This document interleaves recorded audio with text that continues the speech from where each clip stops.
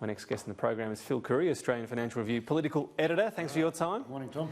Why don't we start on housing? Yes, it is the afternoon, but I wasn't exactly too sharp in picking you up. But housing, so this, not announcement today, but the Prime Minister out with Michael Sukkar, this program they rolled out where you can get a house with 5% of the deposit, not have to pay mortgage insurance because the government helps you get to 20. It's successful in that people are picking up on it. It's not going to make a huge dent. And affordability now, I mean, this used to be the hot button topic. We're getting back up to the same level now. Yeah, I mean, well, absolutely. I mean, first on the scheme that the government, I mean, you're never going to influence the entire housing market unless you socialise it or nationalise housing. And you probably don't want to skew the whole thing. But, I mean, it's the government doing what it can to look responsive. And look, you know, you talk to real estate agents, it hasn't made a jot of difference. But to people who've accessed it, obviously it helps. I think it was encouraging to see that it was working better outside Brisbane, Sydney, Melbourne access. So, you know, probably because it doesn't give you enough money to do anything in those three cities. But, you know, if you want the government to fix up housing, you're going to be waiting a very long time. But no, it's true, Tom. We had a lot of panic last year. I called it greed-fueled panic when the market actually just flattened for a while. You know, it went backwards a little bit, but it didn't the only issue they had, well, it did go down, particularly in Sydney and Melbourne. But not for much. And the only issue was they were worried at the rate at which it was going down. Not that the overall correction was too much, because a lot of people would argue 15%. If we could just, even if we just sat at the same level for 10 years and effectively had that drop, that it would be a good thing. But you can't actually barrack against house prices in Australia, can you? No, but you know what happened then? There was people who'd sort of bought in at the peak, and then they watched their properties devalue by 7-8% in those big markets, and they were probably, you know, understandably concerned,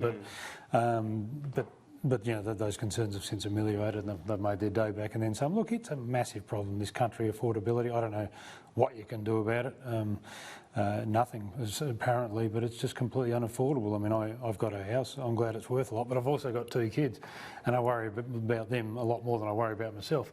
So, you know, because it becomes your problem as well as a parent, because you've got to help your kids as well.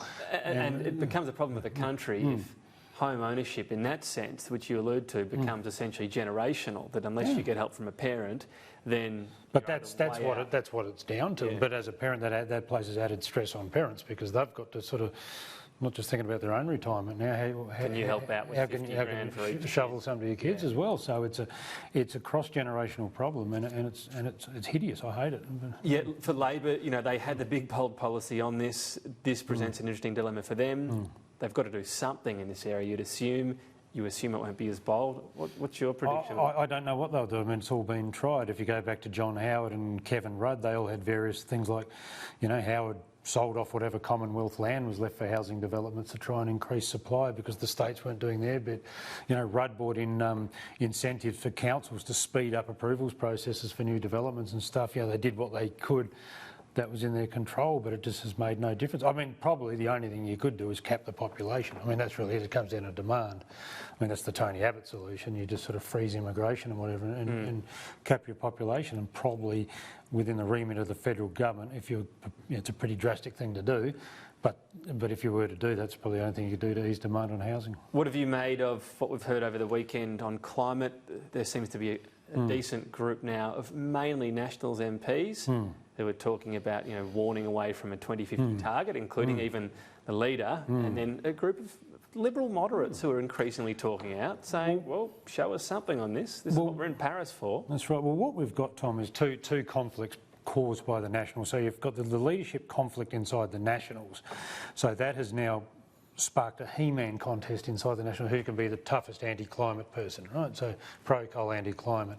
I mean, they were always on the same page, McCormack and Joyce. Anyway, you've got to remember, you know, before this blew up, Michael McCormack called the people who cared about climate change and fires, maybe called them lefties and inner city whatevers they were, you know. So I mean, it's not like he's had some conversion. He's a big. I know going back and reading that it was more targeted at the Greens, but it still wasn't the greatest. But the point sort of language around that time. But since Barnaby's wanted to take the job off him, it's become this who can outmuscle the other on coal and, you know, and damn then climate change.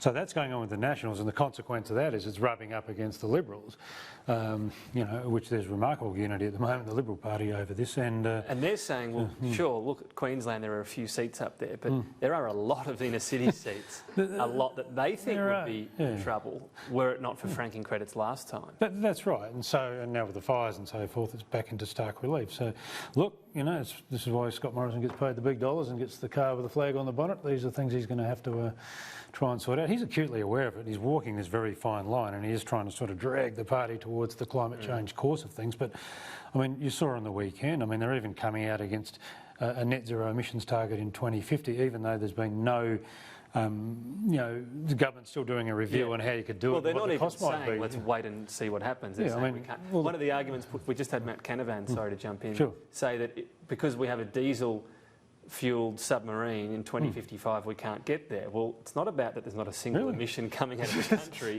It's net, so you can have industries that you can use. So that was one of his plant trees. Right. So that was one of his arguments. You've got a diesel powered sub, so we can't get there. That's right. And if you look at Alan Finkel's speech last week, which I really recommend everyone to read because it's the most sane sort of thing on all of this, but he's talking about having hydrogen ready well in advance, and that will be used as the transport fuel for heavy transport sectors. Buses, trains, semi-trailers, and maybe submarines. But we're getting away from those fossil fuels. Just finally, we're going off piste here. I haven't even asked you about this today. GM retiring Holden as a brand. Not a surprise. Sad as an Adelaide boy. We saw Holden given its marching orders back in 20. Holdens, as South Australian Holdens, as we used to call them, for some reason. Given their marching orders, they marched themselves. So I guess it's sort of inevitable, isn't it, in this sort of global form of car management. Keep making right-hand side drive vehicles for one market. Although I think they do sell them in the UK as Vauxhalls or whatever, but that's a commercial decision. Obviously, I think the writing was on the wall for the market when they stopped making them here. So a few hundred jobs though still, and they spoke about as well there would be key jobs around engineering and design, and that would keep skills in Australia. That was jibber jabber. That was just rubbish.